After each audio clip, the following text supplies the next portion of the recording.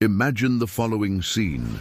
Monday, 6:30 in the morning. The alarm rings. You get up still tired, get dressed in a hurry, grab a quick coffee, often without even tasting it. You face traffic, a crowded bus, or maybe a packed train. You get to work, solve 1,000 problems, reply to emails, endure long and stressful meetings. The week flies by, and when the month finally turns, the long-awaited paycheck hits your account. You feel relieved. Now I can breathe. But that peace doesn't last long. In a matter of days or even hours, the bills start coming in. Rent, electricity, water, internet, groceries, gas, your kids' school fees, overdue credit card, and before you know it, the money is gone. You look at your bank statement and think, what? I worked so hard and it's already gone? Millions of people live exactly like this. They're honest, work hard, dedicate themselves, do everything right. But at the end of the month, they feel like they're running on a treadmill, working hard but getting nowhere. And the worst part, they start to believe that the problem is their salary. They think that if they earned more, everything would be fine. But is that really all there is? In the next few minutes, you'll discover that the path to wealth doesn't start when you make more money. It starts when you change how you use what you already have. It's natural to think, if I earned twice as much, my life would be fixed. But think about it. How many people do you know who started with low wages, got promoted, started earning more, and still live in debt? It's more common than you think, because the secret isn't in how much you make, it's in what you do with it. Robert Kiyosaki and Warren Buffett, two huge names when it comes to money, have always hammered home the same point. Wealth isn't what you earn, it's what you build with what you earn. Buffett, for example, wasn't born rich. He started by selling chewing gum and newspapers door to door. And you know what made him different? The habit of saving and reinvesting what he earned. He understood early on that money is like a seed. If you just consume it, it disappears. But if you plant it, it multiplies. And here's the key that can change everything for you. Even with a modest salary, it's possible to become wealthy if you have the right habits. Some people earn 3,000 rials and manage to save 300 rials. Others earn 10,000 rials and still end the month in the red. The difference? Mindset and discipline. The rich aren't different because they were lucky, they think differently. They treat money as an ally, not just a momentary relief. So if you want to escape the scarcity cycle, start by asking yourself a simple question every time you get paid. What am I going to do with this money so it can work for me in the future? And that brings us to the next point, the most common and most dangerous trap that prevents millions from prospering. Imagine you finally get a raise at work. After years of dedication, you get that promotion. Your salary goes up. And what's the first thing many people do? They buy a new car, go shopping, buy new clothes, start dining at expensive restaurants, finance the latest smartphone. After all, I deserve it. I worked hard. And you do deserve it. The problem is that this mindset quietly opens the door to a dangerous trap, the lifestyle trap. For every real that comes in, the person spends two. And worse, they start spending not to live better, but to look better to others, to show off success, status, victory. Even if it means sleepless nights, credit card debt, and anxiety over how to pay everything by month's end. This cycle is vicious. It gives the illusion of wealth, but hides the reality of financial slavery. Robert Kiyosaki calls this the rat race. The more you run, the more you spend. And the more you spend, the more you need to run. It's a never-ending game until you say, enough. The truly wealthy person lives below their means, even when they could afford more. They make conscious choices, not to impress others, but to ensure freedom in the future. Want an example? While one person buys a brand new car in 60 installments, the other keeps their old car and invests the difference. Years later, the first is still paying interest, while the second enjoys passive income. The question that changes everything is simple. Do you want to look rich now or be truly free in the future? And to take that next step toward freedom, you need to understand a fundamental difference. What is an asset and what is a liability? This may be one of the most powerful and most overlooked lessons in personal finance. Most people don't understand the difference between assets and liabilities, and that's why they stay stuck in debt without knowing why. Let's simplify. An asset is anything that puts money in your pocket.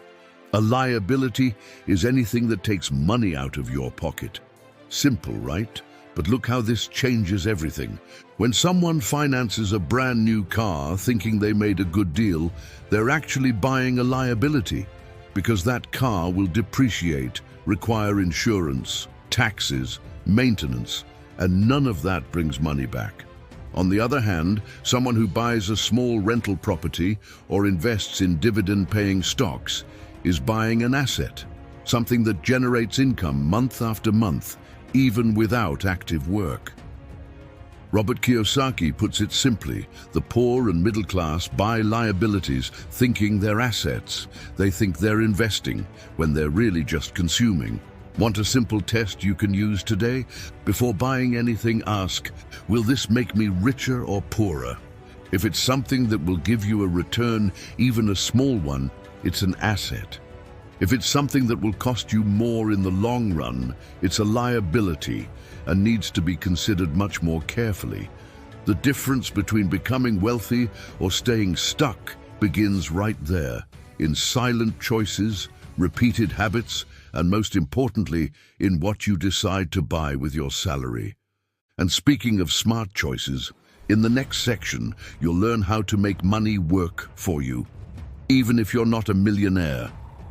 All our lives, we've been taught that the only way to make money is by working. You trade time for salary. If you don't work, you don't earn, and that makes sense in the beginning. But the rich play a different game. They don't spend their lives chasing money. They build paths so that money chases them. In other words, instead of always working for money, they make money work for them. And how does this work in practice? Through small actions that seem simple but over time create a revolution. For example, instead of changing cars every year, they keep the same one longer and invest the savings. Instead of financing designer clothes, they save to buy assets that generate income.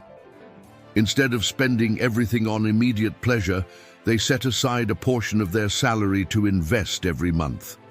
That's what we call an investor mindset. It doesn't matter how much you earn. What matters is investing before spending. Prioritize the future over immediate comfort. That's the key to escaping the rat race. Just imagine, while most people work the whole month to pay bills, the smart investor starts the month with money flowing into their account from assets they built in the past. It's like planting a tree. At first it takes effort and patience, but one day it starts bearing fruit on its own. And it all starts with one simple move, which we'll cover in the next section: paying yourself first.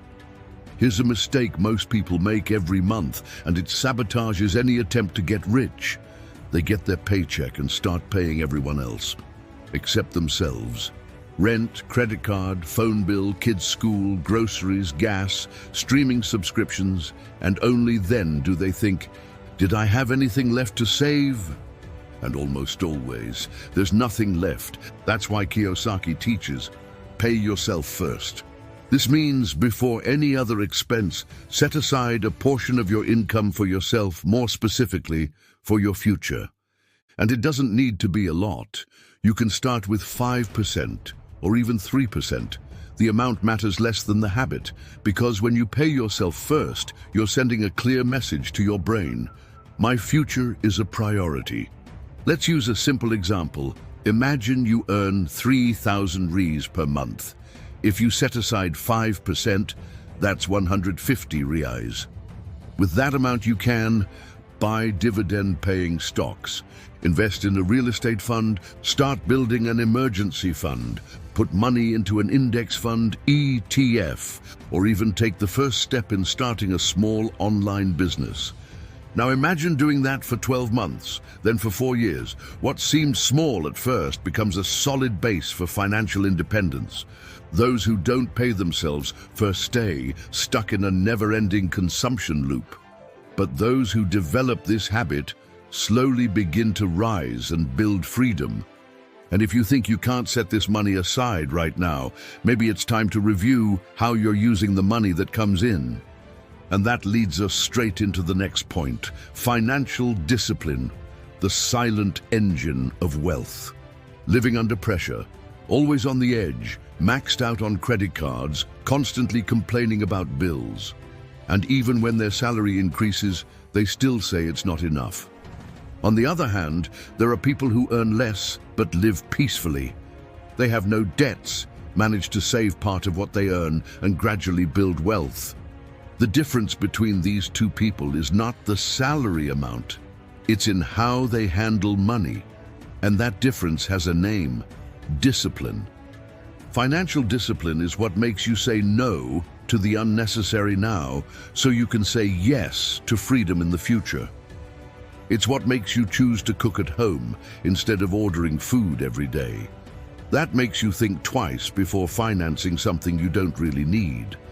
That gives you clarity to create a plan with what you already have, instead of waiting for a financial miracle to happen. With discipline, even a modest salary can be the starting point for building your financial freedom.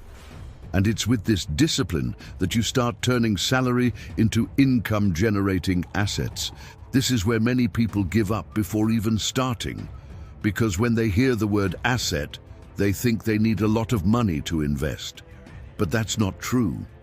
What you need is consistency and patience. Let's simplify. You receive your salary. Most people take that money and spend it all on bills, entertainment, and consumption. In other words, the money comes in and quickly goes out. The next month it starts all over again. That's living paycheck to paycheck, being 100% dependent on active work. Now imagine if you started using part of that salary to buy assets. Assets are things that generate money for you, even when you're not working. It could be a rental property, shares in companies that pay dividends, real estate investment funds, a small online business, or even a course you create once and sell multiple times. All of these are examples of assets. Let's use a simple and realistic example. Let's say you start setting aside $30 per month. With that amount, you can buy shares in solid companies or invest in funds that pay monthly income. In the beginning, the amounts received will be small, maybe $1 or $2 per month. Seems like nothing, right? But if you keep up the habit month after month, that value starts to grow, and what you receive, you reinvest. This is called compound interest. Money generating more money on top of what you already earned. Now imagine this happening over 4 years, then 10 years. There comes a point where that income flow starts to make a difference. What was once just a little extra becomes a supplement. Then it becomes enough to live on, and if you keep going, it can become your main source of income. The key is here. It's not how much you start investing, it's how long you keep doing it. You don't need to find the perfect investment right away. What matters is starting and continuing. Consistency matters more than the amount, and time multiplies what you do. Your salary can be your greatest ally if you stop just consuming it and start using it as a seed to build passive income. And what happens when those assets grow enough to pay your bills? That's when you reach what many dream of, but few actually achieve: financial freedom. Take a moment and picture this. You wake up on a Monday and don't need to rush off to clock in, fight traffic, or report to a boss. If you want to work, fine. But if you want to spend the day focusing on your health, with your family, traveling, or simply resting, that's fine too. Why? Because the money keeps coming in. That's financial freedom. And it doesn't happen overnight, but it does happen. And it starts with one simple habit: using part of your salary to build income-generating assets. Over the months and years, these assets grow. They start small, almost invisible, but if you stay disciplined and consistent, they gain strength. At some point, the income from your assets starts covering your basic expenses: rent, water, electricity, food. That's when the transformation happens. You stop living for the paycheck. You no longer work just to pay bills. You work by choice, not by necessity. And you know what comes with that? Peace, clarity, the freedom to make decisions calmly, without desperation, the freedom to leave a toxic job, to say no to what drains you, and to choose what really matters. And it's not a matter of earning a lot. It's a matter of making your money work for you until it can support you. Financial freedom is like planting a tree. In the beginning, it offers no shade, but with care it grows. One day, you'll sit under it and think, "I'm so glad I started." Before any investment and before buying stocks, real estate, or starting a business, there's one thing you need to buy first: a new mindset. The truth is, no one gets truly rich just by following ready-made formulas. What separates those who succeed from those who stay stuck is the way they think. While many say, "This isn't for me, I'll never manage. I'm bad with numbers," those who win replace those thoughts with, "What can I learn today that will help me take the next step? With what I have now, what can I already start doing?" This shift is powerful because your mind acts like a filter. If you believe you'll never be wealthy, you'll act in line with that belief. But if you decide to change the pattern, you begin to see opportunities where you once saw only limits. That's why great investors always say, invest in yourself first, in your knowledge, in your personal growth. Read finance books, study about assets, watch videos like this one, talk to people who are ahead of you, and most importantly, apply what you learn. External wealth is just a reflection of the internal wealth you build. When your mind expands, it never goes back to its previous size. You can't plant seeds of wealth in a field full of holes, and one of the biggest holes in your financial life is high-interest debt. Credit cards, overdrafts, personal loans, all of these act like silent leaks. You work, earn, invest, and the money slips away without you noticing. Before investing heavily, it's essential to organize your foundation. That means write down everything you owe. Identify which debts have the highest interest rates. Create a plan to eliminate them as soon as possible. Many people try to start investing while still carrying active debts, and that's a mistake. Because in practice, the return on a basic investment can't beat the interest on credit card debt, for example. While your investment yields 1% a month, your credit card is charging 10%, 12%, even 15%. It's like trying to fill a leaky bucket. Now, this doesn't mean you have to wait until you're 100% debt-free to start investing, but you do need to act strategically. Start by focusing on eliminating the most expensive debts. Negotiate, consolidate, trade high-interest debt for lower interest alternatives, and at the same time, begin building your emergency fund, even with small amounts.